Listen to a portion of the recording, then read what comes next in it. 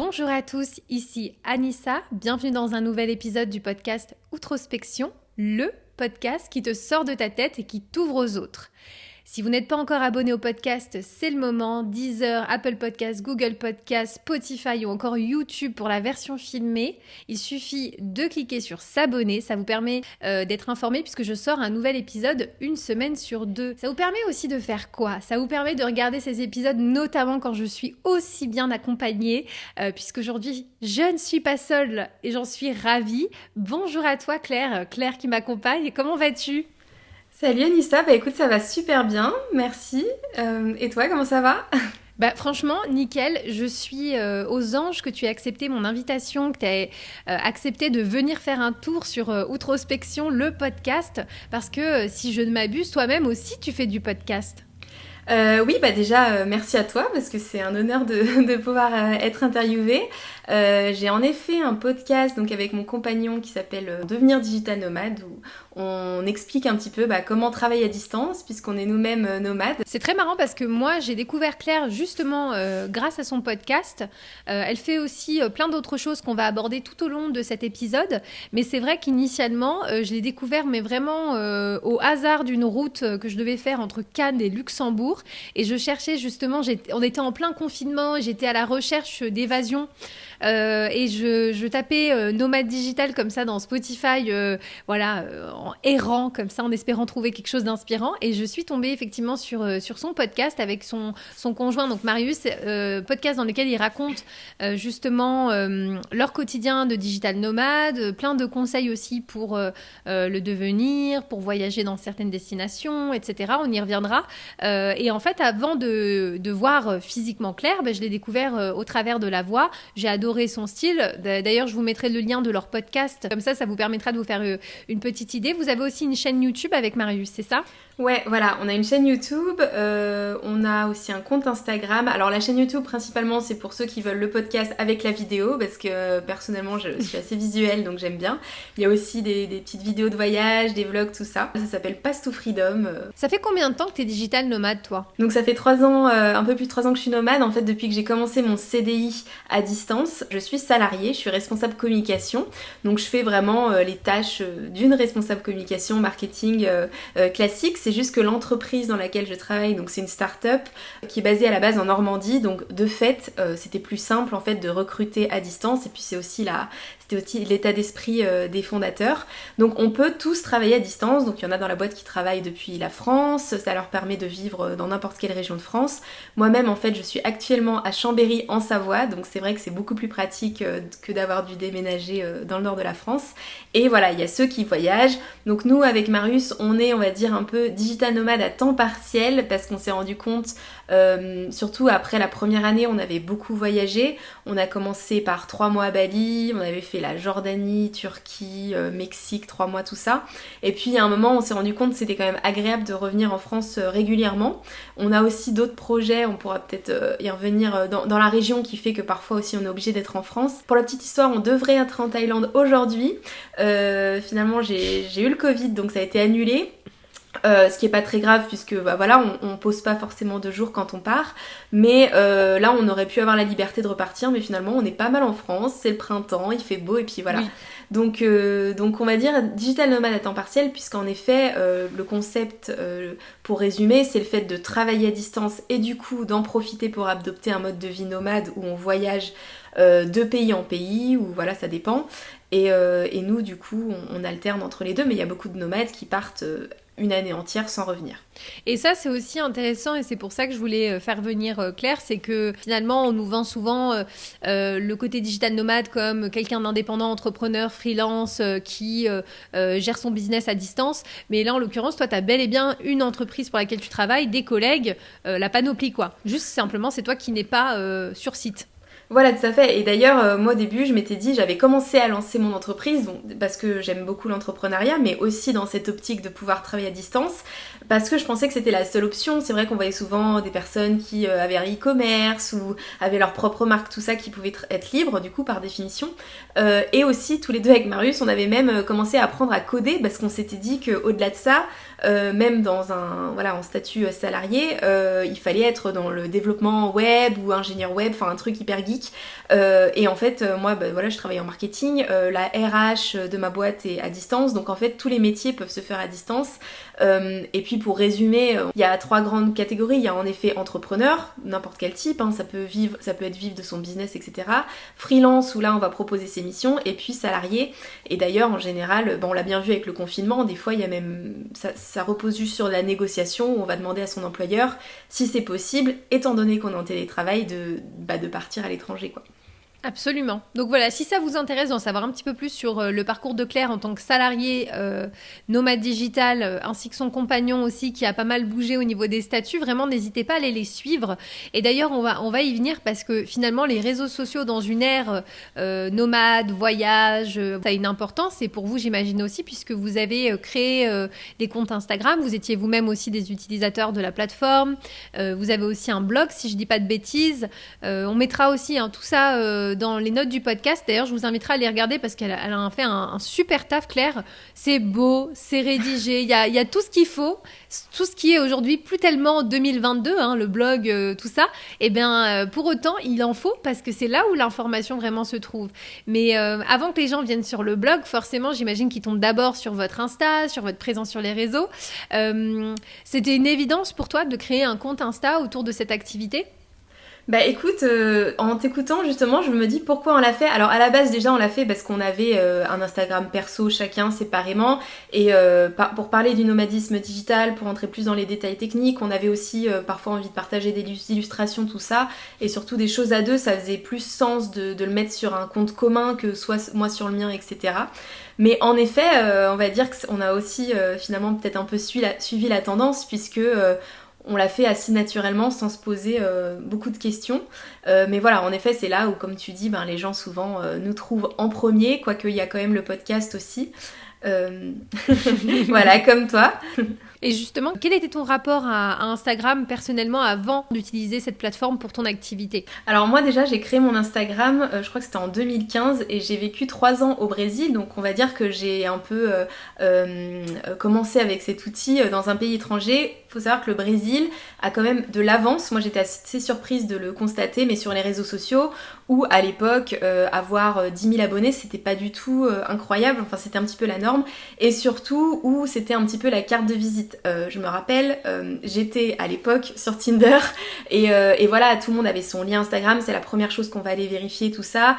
Des fois dans la rue, bon c'était quand même assez exceptionnel, mais j'avais des discussions, au lieu de demander ton WhatsApp, on te demande ton Instagram, ce qui se fait beaucoup aujourd'hui, mais je trouve qu'il y avait quand même vraiment une avance, même tout ce qui est influence là-bas, ça a été beaucoup plus tôt. Les réseaux sociaux c'est vraiment très important voilà, là-bas. Donc j'ai un peu baigné dans ça, avant je pense tous mes amis en France, donc et très vite justement j'ai eu un peu ce côté en gros les gens ça va être ma vitrine, c'est-à-dire que les gens, même des amis avec qui je vais discuter tout ça, dès qu'elles vont vouloir en savoir un peu plus sur moi, on va aller checker l'Instagram et on va dire que ça m'a mis une forme de petite pression en se disant il faut que cette vitrine elle soit cool quoi, enfin que ça représente ce que je fais, etc. Donc déjà il y avait ça, et puis voilà, je pense que la création, justement le blog, tout ça, c'est venu un moment où j'en avais un petit peu marre, je trouve que c'était un peu limité tout ce que je partageais sur Instagram. C'est un peu le sujet du podcast, mais où j'avais pas la possibilité forcément de dire tout ce que je voulais, que finalement ça représente vraiment une toute petite partie de moi, le voyage, surtout aujourd'hui où j'ai développé d'autres passions. Et le blog, ça a été une manière déjà de beaucoup plus écrire, de beaucoup plus détailler, d'être beaucoup plus dans les conseils, etc. Même s'il y a aussi beaucoup de photos qui illustrent. Encore plus le podcast. D'ailleurs, pour la petite histoire, moi j'ai là par exemple cet exercice, pour moi ça a l'air facile, mais moi tout ce qui est vidéo en gros plan, tout ça j'aime pas du tout, donc c'est quelque chose, j'ai beaucoup progressé. Je crois que ça fait un peu plus d'1 an qu'on a lancé la chaîne YouTube, mais pour moi c'était inimaginable de parler face caméra. Les stories, j'en fais encore vraiment très très peu facecam. Bon, je pense que beaucoup de gens ont du mal, mais bien moi sûr. C'était vraiment une hantise. Et le podcast pour moi c'était parfait parce qu'il y avait juste la voix, tout ça.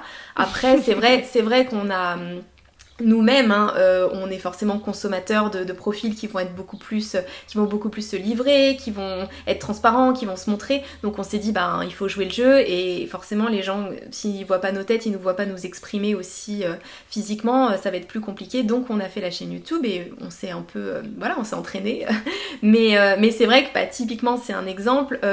On pourrait peut-être penser qu'on est très à l'aise sur les réseaux sociaux parce qu'on a déjà 2 comptes et puis qu'on se montre, mais c'est pas du tout un exercice facile, et on se fait violence un petit peu à chaque fois, même si du coup c'est stimulant et on espère progresser. C'est très intéressant ce que dit Claire, et je sais évidemment qu'avec un tel sujet, vous allez aller checker qui est Claire. Si vous la voyez, vous la regardez pas depuis YouTube, vous allez certainement faire comme beaucoup d'entre nous, aller voir, ok, alors c'est qui ? On va aller checker un peu à quoi il ressemble. Et je tiens à dire que ça, je l'ai fait aussi. Alors moi, j'ai beaucoup aimé leur travail sur le podcast, donc je me suis dit génial, ils parlaient rapidement de leur réseau, donc je suis allée les suivre et je me suis dit waouh, ah ouais. Attends, là, les espérances vont être trop hautes, là, ça va. Bien sûr que non. Alors, pourquoi est-ce que je dis ça ? C'est qu'évidemment, faut savoir si vous ne connaissiez pas Path to Freedom, Claire, Marius, c'est un couple qui, justement, on va pas se mentir, sont très beaux, sont tout aussi beaux que les paysages dans lesquels ils prennent des photos. Et donc, évidemment, quand on débarque sur leur Instagram, il y a comme une impression de waouh. Ça, c'est, alors, malheureusement, chose à laquelle je ne crois absolument pas du tout, mais le côté très couple goals, on voyage, on est beau, on est dans des beaux endroits, etc. Donc, tu sais, on en a parlé un petit peu en amont. Volontairement, je suis dans la provocation, mais j'ai dit à Claire, waouh, moi, je me suis dit, c'est incroyable, si j'étais tombée sur ton Instagram avant d'avoir écouté tes podcasts, peut-être que j'aurais pas pensé que tu étais une fille aussi intéressante, aussi profonde, aussi intéressée par des questions vraiment hyper diversifiées. Parce qu'en fait, on a senti dans votre dynamique et dans ce projet énormément, comme je disais tout à l'heure, d'humilité, l'envie de partager, l'envie de le faire vraiment avec des bonnes intentions.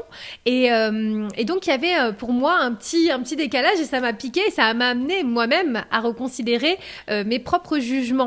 Tu sais, les fameux préjugés qu'on a sur les gens, sur les réseaux. Du coup, je pense que ça ne te surprend pas ce que je te dis. Donc, je serais curieuse de savoir quelle est, selon toi, l'image que tu peux dégager, que vous pouvez dégager, mais on va parler de toi plus précisément. Mais je pense que ça vaut aussi un petit peu peut-être pour Marius. Sur les réseaux, quels seraient, selon toi, les adjectifs qui pourraient coller avec cette espèce de persona alias qui existe en ligne ? Déjà, merci beaucoup, c'est très gentil pour toutes ces fleurs. Non, mais voilà, non, c'est vrai que nous, on n'est pas du tout... j'aime pas trop le dire, ça fait un peu position Calimero, je me plains, mais nous, on est quand même... beaucoup de gens aussi n'ont pas confiance en eux, mais dans la vie de tous les jours, on a peu confiance en nous. Heureusement, on se rassure mutuellement, tout ça. Comme je disais, nous, c'était vraiment pas un exercice facile aussi de se montrer. Les photos, finalement, c'est facile parce que c'est figé, tu as l'angle, etc. Mais tu vois, la vidéo, c'est compliqué. Et justement, moi, c'est ça aussi qui me fait beaucoup me poser de questions sur les réseaux sociaux, le pourquoi je le fais, tout ça. Moi, par exemple, j'ai honte de donner quand je rencontre quelqu'un dans la vraie vie, entre guillemets, j'ai honte de donner mon lien Instagram, parce que je me dis que la personne, quand elle va tomber sur mon Instagram, elle va se dire, déjà rien que le fait de poster et d'avoir un Instagram actif, je me dis que ça peut donner une impression d'une personne superficielle. Donc c'est un peu l'adjectif, je pense que je redoute un peu. J'ai l'impression que les personnes en regardant vont se dire ça. Le fait de se montrer aussi, souvent sur la plage, en maillot de bain, tout ça, tu vois, moi souvent je me dis, oh là là, non mais quand même, je peux pas en poster une autre de photo, ça va, une photo à Zanzibar, c'est bon, tu vois. Donc, en fait, je le fais pas naturellement, je me dis plutôt, est-ce que c'est pas narcissique ? Souvent j'appréhende un peu, et c'est pour ça que je préfère quand la personne n'a pas du tout mes liens Instagram. Et Path to Freedom, ça a été aussi le moyen d'avoir un compte plus neutre, où on essaye, même si, on met quand même des photos de nous, de mettre plus des illustrations, des photos sans nous dessus, etc. Et finalement, c'est tout bête, mais il y a beaucoup moins de pression, même si, encore une fois, des fois, on a du mal à parler devant la caméra, donc ça peut paraître, les personnes qui font juste se montrer en photo, pas trop naturel, alors qu'en fait, c'est un peu l'inverse, c'est qu'on rêverait de pouvoir le faire de manière naturelle, mais on n'est pas du tout à l'aise. Enfin, on rêverait, c'est un grand mot, mais on aimerait bien, mais voilà, en tout cas, ça reflète pas forcément ça. Une autre chose aussi, pardon, peut-être que les gens peuvent imaginer que ma grande passion, c'est le cas, hein, mais c'est le voyage, que je voyage tout le temps, que c'est trop bien et que c'est vraiment ce qui me plaît, mais on en parlait. Typiquement à l'heure actuelle, on voyage pas, et même de manière générale dans ma tête, le voyage c'est vraiment une toute petite partie, surtout maintenant où je me suis quand même habituée et on considère ça plutôt comme un cadre de vie, plutôt comme un but en soi. En fait on se dit c'est un cadre où on va pouvoir développer nos activités, etc. Mais j'ai plein d'autres activités que je ne montre absolument pas sur les réseaux sociaux, comme tu dis aussi des réflexions où parfois je me dis je sais pas trop comment le formaliser. Donc je le partage pas du tout. Je l'ai fait exceptionnellement sur une vidéo YouTube où ça a été un peu un challenge parce que je savais pas trop si ça allait intéresser. J'avais pas forcément peur que les gens jugent parce que je pense que voilà, j'ai un peu appris à me dire tant pis, je pense que des questions existentielles c'est des sujets qui parlent forcément à des gens. Mais voilà, c'était quand même un peu disruptif par rapport à ce qu'on fait, et 2-3 légendes aussi de posts où je parlais de mes réflexions sur le voyage, pourquoi voyager, est-ce que c'est pas égoïste, tout ça. Mais ça reste très marginal par rapport au post. Tu vois, souvent je rédige une légende, je commence à partir dans un truc et finalement je me dis bon, je vais mettre 3 emojis et puis bon voilà. mais du coup voilà, c'est limité et c'est normal, c'est les réseaux sociaux, mais c'est une partie seulement de ta vie, et c'est pas forcément des choses, je pense, que les gens veulent cacher. Tu vois, on dit souvent les réseaux sociaux ça montre que le positif. Moi je dirais, bon bien sûr il y a ça, on va peut-être pas montrer les moments négatifs, etc. Mais surtout, même les autres belles choses, il y a des choses, c'est mon univers, et puis voilà, mon Instagram a pris un peu le trajet du voyage, et du coup avec toi en échangeant, la question ça peut être, est-ce que il faut partager tout, ou est-ce que l'Instagram doit prendre une ligne directrice, encore plus quand c'est ton business, mais là pour le coup c'est pas le cas. Oui. Voilà. Par rapport à cette image que tu dégages, Claire, qu'est-ce que tu dirais que tu as en commun justement avec cet alias qui est sur les réseaux, qui est cette nana qui est digital nomade, qui partage, etc. Je pense justement un peu rien. Bien évidemment, je voyage beaucoup. Je pense que je suis quelqu'un d'assez optimiste, enjoué. Donc sur les réseaux, en général, je me montre souvent dans mon univers, donc le voyage, etc. Donc ça on va dire que c'est la partie peut-être qui est... En fait, j'ai pas l'impression de mentir dans le sens où je montre des choses qui sont vraies, où je suis vraiment. Par contre, je pense que avec Instagram, quand tu omets de montrer des choses, du coup ça fausse la réalité en fait, puisque on va dire que Instagram te fait mentir par omission, je sais pas si on peut le dire comme ça, mais parce que toi-même forcément tu vas pas tout montrer, donc l'esprit de la personne qui regarde va t'associer à en effet ta vitrine, ton profil. C'est vrai qu'en fait, en tout cas, ce qui diffère avec Instagram, là où je sais pas, c'est que moi je suis quelqu'un de très spontané et je l'espère assez simple. J'espère que c'est pas prétentieux de le dire, mais voilà, moi j'aime bien en général en voyage par exemple, ça se voit pas du tout sur mon compte à Zanzibar. Moi j'ai passé des heures à parler avec des locaux, c'était les plus beaux moments de mon voyage, etc. Et justement, je voyais beaucoup de gens partager des photos, etc. Et là je me posais la question, mais concrètement, j'ai passé 1 heure à passer avec la personne, c'était incroyable. On a parlé, on parlait de questions existentielles, on avait les mêmes, enfin c'était fabuleux. Sauf que je me voyais pas, tu vois, lui demander je peux prendre une photo de toi, surtout si c'était en plus de ça dans l'optique de la mettre. Donc concrètement, j'ai aucune photo de toutes ces rencontres-là, donc ça c'est invisible.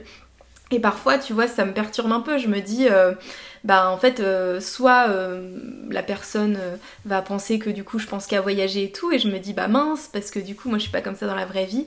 Voilà, et en fait, moi, l'authenticité sur les réseaux, il y a à la fois le contenu, mais il y a surtout aussi rien que le fait de se plier, par exemple, à l'algorithme. C'est-à-dire que, nous, on l'a toujours dit avec Marius, il y a des fois, moi, sur mon compte perso, ça doit faire 3 semaines que j'ai pas posté de story.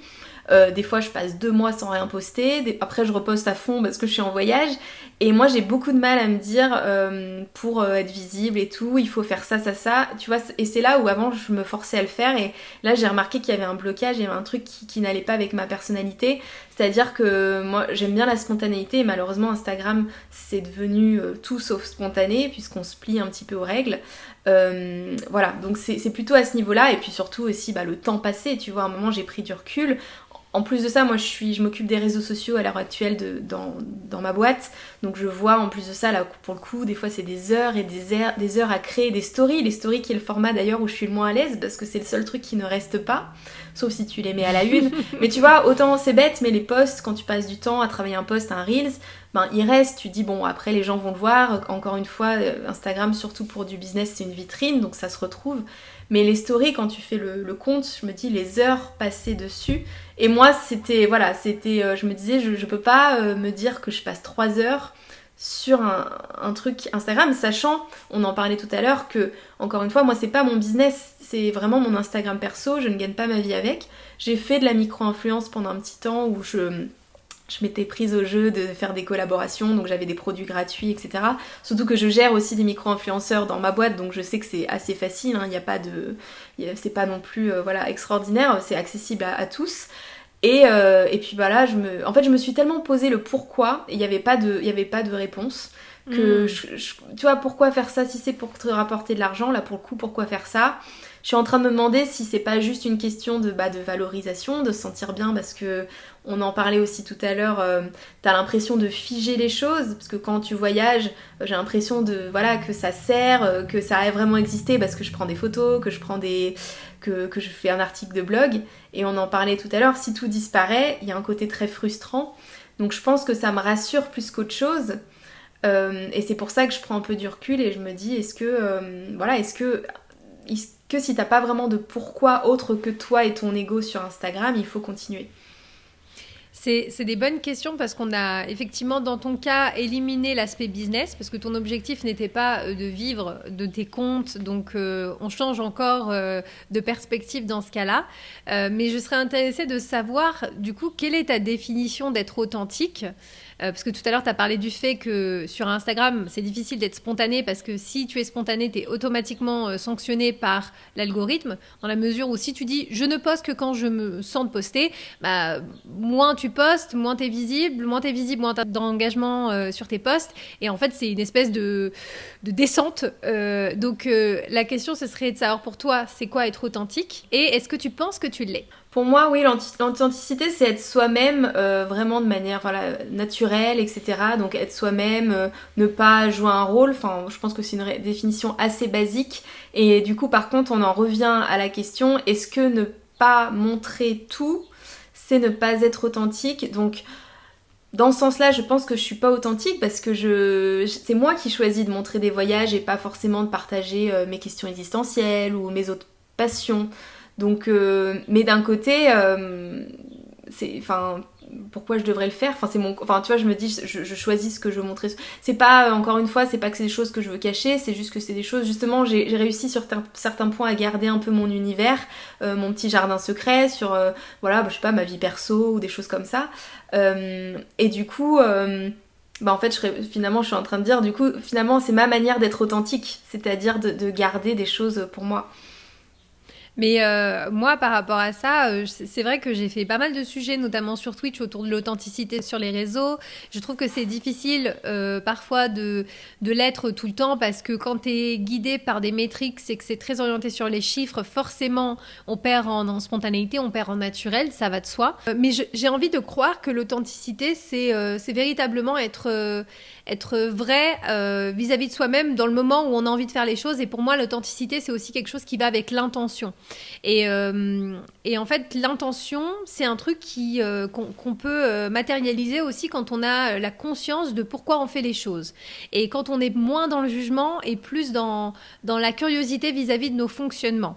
Je vais essayer d'être un petit peu plus claire, mais je pense que pour être authentique, il faut être dans une démarche d'acceptation de soi et de soi en entier. Des bons côtés et des moins bons côtés. Ce qui signifie que pour moi, savoir qu'à certains moments, on n'a pas envie de tout dévoiler, qu'on n'est pas spontané, qu'on ne pose pas les plus moches photos, fait pas de nous, à mon sens, quelqu'un de pas authentique. Je pense que on peut être dans son authenticité tout en ne montrant qu'une infime partie de qui on est, parce qu'on estime qu'au regard du médium, nous souhaitons proposer ça. Et je pense que quoi qu'il arrive, même si on était encore plus dans le partage, encore plus dans l'échange, on ne pourrait donner aux gens qu'une infime partie de notre essence. Et je pense que c'est un leurre et une fausse croyance que plus t'en partages sur toi et plus ça y est, on a une idée de qui tu es, parce que la majeure partie de qui on est, elle n'est pas visible. Je pense qu'elle est vraiment à l'intérieur de nous et elle se passe dans notre tête, dans nos pensées, dans nos croyances, dans nos peurs, dans tout ce qu'on se dit et dans toutes les choses qui ne sont pas verbalisées. J'ai revu aussi beaucoup mon positionnement par rapport à ça parce qu'aujourd'hui, moi, je suis en train de développer mon business. Donc, je prends aussi conscience de certaines choses. Et je parlais à Claire avant de lancer. Je lui disais, non, mais au final, Claire, c'est une chance fantastique. Tu as des gens qui vont s'intéresser parce que tu as des belles photos, parce que t'es jolie, etc. Pourquoi, en fait, ce serait pas aussi intéressant de prendre cette attention que tu as et de parler des choses qui te tiennent à cœur. C'est pas incompatible, non? Qu'est-ce que t'en penses? Ah oui, oui, tout à fait, ouais, sur ça tu m'as ouvert les yeux, c'est vrai que j'avais pas réfléchi dans ce sens-là. Je te disais, mais vraiment si ma mission c'était de partager vraiment des conseils, bah je ferais une photo sans moi dessus en fait, je ferais juste le paysage, donc je trouvais que c'était un petit peu... et tu vois avec le blog c'est pareil, je me suis dit bon bah je vais pouvoir apporter plus, et puis après je me suis fait la réflexion, je fais oui mais bon quand même je mets des photos de moi, et puis enfin on me voit, donc est-ce que c'est pas hyper égocentrique? Mais je suis tout à fait d'accord en effet, et puis comme tu dis, même si c'est une petite partie de moi, bah il y a le côté, on en parlait, moi ce que j'adore sur Instagram, et des fois d'ailleurs je préférais que personne voit les photos, mais c'est le côté visuel, esthétique, j'aime bien voilà retoucher les couleurs, tout ça, enfin donc ça c'est une partie de moi, donc pourquoi l'enlever, puisque du coup je ne serais pas authentique en effet si je mettais des photos complètement à l'arrache, ce serait pas moi en effet. Ouais, je suis tout à fait d'accord. On parlait tout à l'heure aussi de choix que tu as fait sur ces dernières années, notamment de t'intéresser à l'immobilier.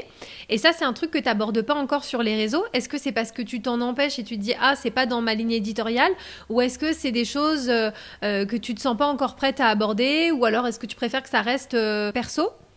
Comme tu disais, c'est vrai qu'on en parlait, typiquement aujourd'hui je ne voyage pas, enfin 90% de mon temps en ce moment c'est immobilier, que ce soit des recherches, me former, etc. Et surtout c'est, enfin aujourd'hui en tout cas c'est vraiment ce qui me passionne, loin devant le voyage.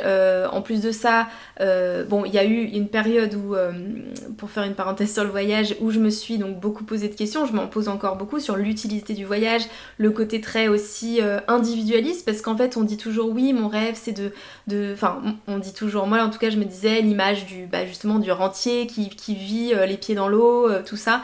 Et en tant que digital nomade, j'avais un peu cette vie, c'est-à-dire que je me réveillais, j'étais là avec de l'eau turquoise. Ma question c'était, je bossais bien sûr, mais j'ai pris conscience qu'on pouvait et bosser et profiter. Donc ma question c'était quelle est la prochaine plage qu'on va aller voir, quel est le prochain pays.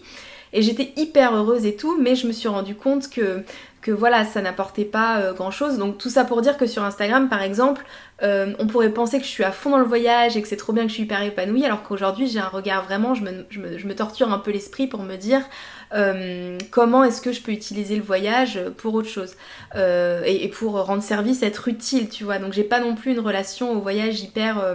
Enfin là j'essaie vraiment de voir plutôt comment transformer ça, ce qui n'apparaît pas sur les réseaux. Et pardon, pour revenir à l'immobilier, en effet c'est plutôt que pour l'instant moi j'aime bien parler des choses quand c'est... Enfin quand j'ai une légitimité, je pense comme beaucoup avec ce fameux syndrome de l'imposteur. Pour l'instant je suis tout dans un processus où j'ai commencé à investir, mais pour moi je suis encore très loin de mes objectifs. Et du coup, moi j'ai beaucoup de mal à partager chaque petit pas. Typiquement aujourd'hui j'ai créé ma SCI, mais voilà, c'est que le début d'un autre truc, et je me verrais pas partager ça sur les réseaux parce que pour moi c'est pas assez gros quoi. Enfin il faut vraiment que le bien je l'ai, j'ai les clés, tout ça. Donc il y a ça, et puis non c'est pas, en tout cas c'est pas du tout un côté éditorial, au contraire je pense que ça va me permettre de me diversifier, justement parce que je suis un peu lassée des photos, enfin pas des photos, j'ai l'impression que je tourne un peu en rond, donc de transmettre d'autres choses. Mais on en parlait aussi, est-ce que... Enfin, je me pose beaucoup de questions. Est-ce que je vais poster toutes mes réussites dans l'immobilier pour aider les autres? Je pense que j'ai vraiment très envie d'aider, surtout que je suis passée par pas mal d'erreurs, donc autant les communiquer. Mais ou alors est-ce que je le fais, et le font pas beaucoup de gens aussi aujourd'hui, pour me valoriser et pour recevoir des félicitations, quelque part montrer que j'ai réussi, tu vois. Et comme tu dis, ça devrait... Peut-être que je suis trop critique, mais aujourd'hui j'ai du mal à me dire... si je le fais pour une question d'ego et pour me valoriser, alors il faut pas le faire. Et notamment c'est pour ça qu'aujourd'hui j'écarte pas mal le sujet de ma vie, c'est que j'ai envie de les montrer, mais je me dis attends, tu le fais pour toi, pour te prouver à toi que que bah voilà, t'as réussi et c'est pas les bonnes raisons, donc le fais pas. Mais c'est pour ça que moi les personnes que j'admire le plus, finalement, au début, je pensais que c'était bah, justement les gens qui postaient plein de trucs, qui avaient une vie merveilleuse et qui avaient du succès sur les réseaux. C'est les gens qui justement arrivent à avoir une vie de fou, en tout cas à réaliser leurs objectifs et plein de succès et à ne pas le montrer en fait. Et moi c'est là justement le truc où je me dis, qui est le plus dur, c'est d'ouvrir ton Insta, de voir tout le monde avoir partagé des trucs de fou et toi t'es là, t'essayes d'avoir ton truc, bon bah voilà je vais partir en week-end et je vais pas du tout le dire, je vais pas poster de photos et tout, t'essayes de le faire et tu te dis... Mais en fait, c'est ce qu'on disait, si je poste pas, les gens vont penser que ma vie est nulle et que je suis complètement déprimée parce que ça fait 3 semaines que j'ai pas posté et que je fais rien de ma vie. Et il y a ce petit ego qui a envie de montrer que non, bah je passe ma journée à me former, que j'ai fait 3 visites et tout. Et c'est ça, tu vois, on parle souvent du fait sur Instagram d'envier la vie des autres parce qu'en effet, nous on est dans son canapé, on fait rien. Mais il y a aussi la difficulté à arriver à faire plein de trucs bien, mais à pas le montrer. Mais ça, je pense que c'est peut-être un des trucs qu'il va falloir le plus enseigner aux générations futures, c'est comment être OK et confortable avec le fait que on sache pas tout le bien que vous faites, à quel point vous êtes une belle personne ou à quel point vous réussissez, et qu'on soit pas dans la recherche constante de la mise en scène de ces choses-là. Mais en fait, je me dis, c'est quoi le plus important véritablement, même quand toi t'y arrives, même quand tu gères ta journée, est-ce que c'est de le dire aux gens, hey, salut, j'ai géré ma journée et regardez comment je suis trop une nana hyper organisée, ou est-ce que c'est de le vivre bien, d'accepter de prendre les enseignements de ton côté et de faire en sorte que tu vives un maximum de journées comme ça, parce qu'en vrai ce qu'on retiendra et ce qu'on emportera avec nous, c'est ce qu'on apprend en dehors, c'est les enseignements qui ne sont pas forcément partagés.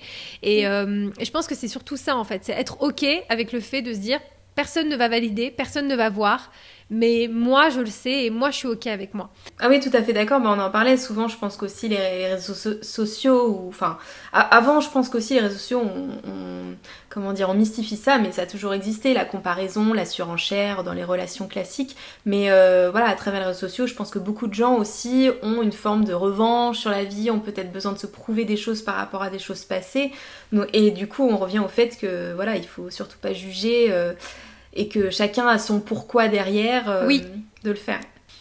Donc comment tu vois le futur avec ce projet? Est-ce qu'il va continuer de se développer? Est-ce que tu vas plutôt le tempérer? Comment vous envisagez la suite tous les deux avec Marius? Alors c'est vrai que nous en termes de spontanéité, on poste, on produit du contenu quand on est en voyage. C'est vrai qu'on a du mal à se forcer à faire des reels, des trucs comme ça quand on est chez nous. Enfin ça ne fait pas trop de sens. Donc déjà je pense que prochain voyage on va sûrement être plus inspiré. Après il y a aussi le côté apprentissage. Moi j'adore, on adore apprendre dans tous les domaines. Donc par exemple la vidéo. Oui. Là on a acheté un drone en août. On s'en est servi je crois qu'une fois à Fuerteventura parce qu'il y a plein de pays en plus où c'est interdit. Donc typiquement je pense qu'on va creuser un peu plus le montage vidéo, c'est Marius qui s'en occupe, c'est pas moi, mais le montage vidéo, les podcasts, mine de rien, je crois qu'on a fait 20 ou 22 épisodes, mais on a encore pas mal de sujets à aborder. Même si les réseaux sociaux, le compte Instagram Path to Freedom, il est plus nouveau, je pense qu'on a quand même un peu plus rapidement fait le tour, on a essayé d'aborder les grandes questions. Donc moi je dirais peut-être plus creuser des supports un peu plus nouveaux. Et tu continueras à alimenter aussi le blog en information? Ouais, bien sûr. Alors je fais un article de blog en général ou deux à chaque voyage, donc je continuerai. Mais d'ailleurs ça me fait penser sur le compte Path to Freedom, tu vois, avec le recul, peut-être un peu comme tout le monde, on a lancé une formation. Alors c'était trop bien parce que encore une fois on a appris, on a appris à créer à partir d'un logiciel. Enfin c'était tout nouveau pour nous, des pages de vente, tout ça. Mais tu vois, elle existe, il y a des ventes qui se font naturellement, mais en fait on s'est rendu compte que c'était pas nous, tu vois, on a un peu suivi le mouvement je pense. Pareil le e-book j'ai adoré parce que j'ai fait un truc un peu visuel sur Canva, j'ai bien aimé la mise en page et c'est trop bien parce qu'il est gratuit, donc là pour le coup on adore le diffuser, souvent ça répond à toutes les questions de base. Mais la formation on n'est pas du tout à l'aise, je peux le dire, mais tu vois quand on a beaucoup d'appels découvertes. Et on a remarqué qu'en fait, après nous, on a nos activités à côté, donc c'est encore une fois parce que ça nous sert pas en termes de business, tu vois, c'est un bonus. Moi, j'ai mon CDI, Marius est en freelance, tout ça. Si ça nous permettait de vivre, forcément, je pense qu'on serait plus motivés. Bien sûr. Mais moi, spontanément, et Marius c'est pareil, en entretien Calendly, alors que normalement c'est un entretien pour vendre, tu vois, pour faire comprendre les avantages de la formation, on a tendance à donner toutes les réponses. Et tu vois, l'entretien qui est censé durer 15 minutes, il va peut-être durer 1 heure, parce qu'en fait on n'arrive pas, nous on est... Enfin, je veux pas du tout critiquer, pour moi je trouve ça génial de faire grandir un business de zéro à des centaines de milliers d'euros, ça m'a toujours impressionnée et j'admire les entrepreneurs comme ça. Mais nous, par rapport à ce qu'on aime, nos valeurs et surtout le fait qu'on ait des activités à côté, on n'est pas du tout à l'aise avec la vente. Et en fait, justement, on s'est demandé pourquoi ce Path to Freedom, c'est pour transmettre, montrer aux gens que c'est possible en étant salarié ou même en ayant, parce que Marius n'a pas fait d'études, donc on est aussi 2 profils complètement opposés. Montrer que quel que soit ton parcours, tu peux travailler à distance et vraiment, on le croit au plus profond de nous. Et d'ailleurs, limite la formation, des fois j'ai l'impression que ça nous porte préjudice parce qu'on a quelque chose à vendre. Donc tu vois, le mettre de côté, ça me permet encore plus de dire et nous permet de dire quelle est notre mission de manière hyper sincère, c'est-à-dire que vraiment c'est possible et même sans la formation, enfin on essaie de faire comprendre, de donner le maximum de pistes. Mais voilà, encore une fois, on a peut-être voulu suivre un peu comme Instagram tout ça, on s'est mis dans le moule de trucs qui étaient pas à la mode mais... Et en fait, après quelques mois ou même quelques années, pour mon compte perso, je me suis dit, mais en fait, tout le monde le fait, mais c'est pas forcément le truc qui m'épanouit le plus, tu vois. Tu sais, Claire, j'avais ma précédente invitée qui était Caroline Jurado, justement, où on parlait d'être une femme sur Internet, de parler d'argent. Et elle t'avait posé une question. On la regarde en image et je te laisse y répondre. Quand tu es créateur de contenu, si jamais tu l'es, est-ce que mais ça peut être aussi si t'es entrepreneur, mais qu'est-ce que c'est ton objectif en fait? Est-ce qu'il y a un moment où t'as atteint ce que tu voulais faire? Ou est-ce que c'est quelque chose de continu? Et bah justement, je pense que c'est le cœur un peu de notre discussion aussi, c'est-à-dire que personnellement, moi, entre guillemets, je suis créatrice de contenu, même si c'est pas du tout mon métier, hein, c'est à mon humble mesure, mais il n'y a pas vraiment d'objectif derrière. Enfin, bien sûr, il y a le partager avec les gens, mais il n'y a pas d'objectif chiffré, il n'y a pas d'objectif de business. D'où le fait que des fois ça peut être un peu perturbant. Et tu vois l'exemple du compte Path to Freedom, on a gagné, alors on a gagné je crois 15 000 abonnés, on était à peu près à 1200, là on doit être à 15 500, enfin... Waouh ah ouais, avec, c'est fou. Et d'ailleurs c'est ce qui est même injuste, enfin entre guillemets, enfin injuste, on a quand même beaucoup travaillé sur ce compte, mais je pense que ça faisait au moins 3 semaines, 1 mois qu'on postait rien. Et tu vois comme quoi on peut faire un Reels qui fait 2 millions, il y a pas de règle en fait, c'est malheureux à dire aussi pour ceux qui postent tous les jours, mais on s'y attendait pas du tout et c'était pas du tout un objectif pour le coup, on l'a vraiment fait, enfin moi j'ai fait le reel en 5 minutes, le reel d'ailleurs j'ai pas trop précisé et tout, enfin il y a eu tout type de commentaires. Oui, et tout ça pour dire que en fait justement on est arrivé à ces 15 000 abonnés et en fait on s'est dit en fait, il y a tout à faire maintenant. C'est pas comme si on avait acquis un truc et puis on se dit bon c'est bon, maintenant on a 15 000 abonnés. Les réseaux sociaux, justement, par définition, c'est jamais fini. Et c'est ça qui me dérange un peu, c'est que c'est jamais fini. Oui. Surtout les stories où tu vas mettre une story 24 heures après, elle a disparu, il faut recommencer. Et en fait, d'autant plus quand tu as une communauté qui grandit comme ça, tu dois recommencer de zéro dans le sens où ces 15 000 personnes en plus ne nous connaissent pas. Donc limite, on a repris des posts, qu'on a réexpliqué, on a réexpliqué les bases. On avait je sais pas combien de questions sur qu'est-ce qu'on faisait dans la vie. Donc plus ta communauté grandit, j'ai envie de dire, plus tu vas devoir leur réapprendre qui tu es, quel est ton message. Donc en effet, moi je trouve que c'est un peu frustrant. Donc l'objectif peut-être qui doit être plus personnel et plus qualitatif que quantitatif. Pour reprendre ce que tu disais avant, justement, là ça nous a un peu rappelé la raison de pourquoi on faisait ce compte, c'était hyper stimulant parce que du coup c'est beaucoup de personnes qui sont arrivées sur notre page qui ne savaient même pas ce que c'était que le nomadisme digital parce qu'on a fait un petit question-réponse et du coup c'est là où on s'est rendu compte, comme on disait, on avait un petit peu moins ce syndrome de l'imposteur et on s'est dit en fait malgré le confinement, il y a des gens qui ne comprennent même pas ce mode de vie, qui ne savent pas ce que c'est que ces mots et du coup c'était d'autant plus stimulant de pouvoir apporter de la valeur quoi. T'as une question pour mon prochain invité ? Oui, j'avais préparé une question pour me plier au rituel, que d'ailleurs je trouve super original. Ma question pour ton invité, alors désolée c'est bien existentiel, mais c'est est-ce que le but de la vie quand on est sur son lit de mort c'est d'avoir été heureux ou est-ce qu'il faut pas avoir comme ligne directrice d'être utile au monde ? Ça, Désolée, je plombe. Ça, c'est une vraie question d'outrospectable. Hein. Ça, c'est une... J'ai envie de dire, vous avez 4 heures. Vraiment.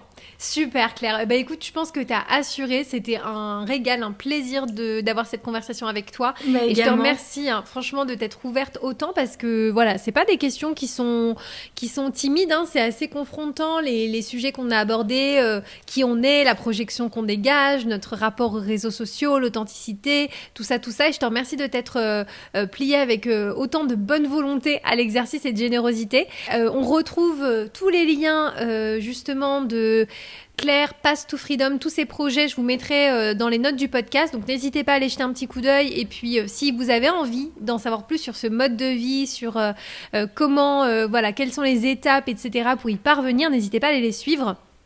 Et puis, autre chose de ton côté ? Ah bah non, je voulais juste te remercier parce que vraiment c'était pareil, c'était passionnant pour moi, un vrai voyage d'introspection pour le coup, rien qu'en discutant. Donc merci beaucoup et puis j'espère que tes auditeurs aussi auront apprécié le message. N'hésitez pas à nous dire d'ailleurs, si vous regardez cette vidéo sur YouTube, à laisser vos commentaires voilà, pour nous faire votre retour, savoir si vous pensez être authentique sur les réseaux sociaux et si c'est pas le cas, nous expliquer pourquoi, est-ce que c'est difficile selon vous. Vous pouvez aussi m'écrire directement par DM sur les réseaux. Je suis toujours hyper partante pour répondre et je prends le temps de répondre à chaque commentaire. De toute façon, on va se retrouver dans 2 semaines pour un nouvel épisode de podcast.